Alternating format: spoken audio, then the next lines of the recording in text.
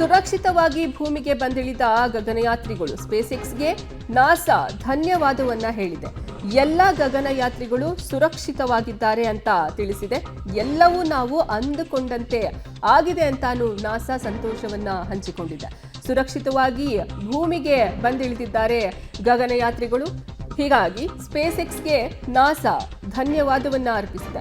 ಎಲ್ಲ ಗಗನಯಾತ್ರಿಗಳು ಸುರಕ್ಷಿತವಾಗಿದ್ದಾರೆ, ಎಲ್ಲ ನಾವು ಅಂದುಕೊಂಡ ರೀತಿಯಲ್ಲೇ ನಡೆದಿದೆ, ಅಂದ್ರೆ ಅವರು ಸೇಫ್ ಆಗಿ ಲ್ಯಾಂಡ್ ಆಗಿದ್ದಾರೆ. ಹೀಗಾಗಿ ಸ್ಪೇಸ್ ಎಕ್ಸ್ಗೆ ನಾಸಾ ಧನ್ಯವಾದವನ್ನ ಹೇಳಿದೆ. ನಾಸಾ ಈಗ ಟ್ವೀಟ್ ಮಾಡೋ ಮೂಲಕ ಸ್ಪೇಸ್ ಎಕ್ಸ್ಗೆ ಧನ್ಯವಾದವನ್ನ ಅರ್ಪಿಸಿದೆ.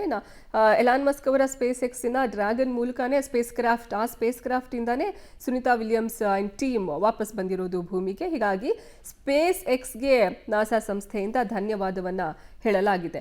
ಈ 4 ಗಗನಯಾತ್ರಿಗಳು ಸೇಫ್ ಆಗಿ ವಾಪಸ್ ಆಗಿದ್ದಾರೆ. ಹೀಗಾಗಿ ಅಂದ್ರೆ ನಾವು ಏನ್ ಪ್ಲಾನ್ ಮಾಡ್ಕೊಂಡಿದ್ವಿ, ಈ ತರಾನೇ ಈ ಟೈಮ್ಗೆ ಬರಬೇಕು, ಹೀಗೆ ಸೇಫ್ ಆಗಿ ಲ್ಯಾಂಡ್ ಆಗಬೇಕು ಅಂತ, ಅದೇ ರೀತಿ ಆಗಿದೆ ಅಂತ ನಾಸಾ ಸಂತಸವನ್ನ ಹಂಚಿಕೊಂಡಿದೆ ಟ್ವೀಟ್ ಮಾಡೋ ಮೂಲಕ.